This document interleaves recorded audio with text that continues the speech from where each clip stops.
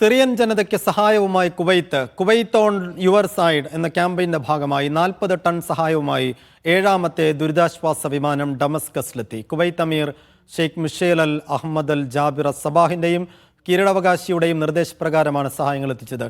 വിദേശകാര്യ മന്ത്രാലയം, ആരോഗ്യ മന്ത്രാലയം, കുവൈത്ത് റെഡ് ക്രസന്റ് സൊസൈറ്റി എന്നിവയുടെ ഏകോപനത്തിലൂടെയാണ് സഹായങ്ങൾ അയച്ചെന്ന് അധികൃതർ അറിയിച്ചു. നിരോധനം ഏർപ്പെടുത്തിയ അധികൃതർ ഓൺലൈൻ ഭക്ഷണ സേവനങ്ങൾക്കും വിലക്കേർപ്പെടുത്തി. ഇതുമായി ബന്ധപ്പെട്ട നിലവിലുള്ള മാർഗനിർദ്ദേശങ്ങൾ കർശനമായി പാലിക്കണമെന്ന് വിദ്യാഭ്യാസ വകുപ്പ് ആവശ്യപ്പെട്ടു.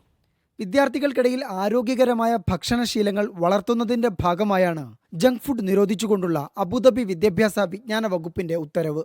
2024-25 അക്കാദമിക വർഷത്തിൽ പ്രാബല്യത്തിലുള്ള തീരുമാനം ഈ വർഷത്തിന്റെ തുടക്കം മുതൽ കർശനമായി പാലിക്കണമെന്ന് വകുപ്പ് ആവശ്യപ്പെട്ടു. ഓരോ വിദ്യാർത്ഥിക്കും എല്ലാ ദിവസവും ഭക്ഷണം ലഭിക്കുന്നുണ്ട് എന്ന് ഉറപ്പാക്കണമെന്ന് വിദ്യാഭ്യാസ വകുപ്പ് പുറത്തിറക്കിയ മാർഗനിർദ്ദേശത്തിൽ പറയുന്നു. വിദ്യാർത്ഥികൾക്കിടയിൽ സുസ്ഥിരവും ആരോഗ്യപൂർണവുമായ ഭക്ഷണ രീതികൾ ഉറപ്പാക്കണമെന്ന് മാർഗനിർദ്ദേശം ആവശ്യപ്പെടുന്നു.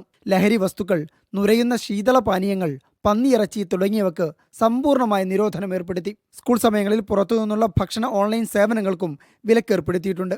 വിദ്യാർത്ഥികൾ കഴിക്കുന്ന ഭക്ഷണം അധ്യാപകർ പരിശോധിക്കണമെന്ന് വിദ്യാഭ്യാസ വകുപ്പ് നിർദ്ദേശിക്കുന്നു.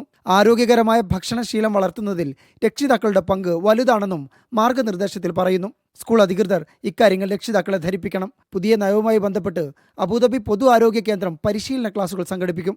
അധ്യാപകരും ക്യാൻറ്റീൻ ജീവനക്കാരും പരിശീലനത്തിൽ പങ്കെടുക്കണമെന്നും അധികൃതർ ആവശ്യപ്പെട്ടു. Media 1, Abu Dhabi.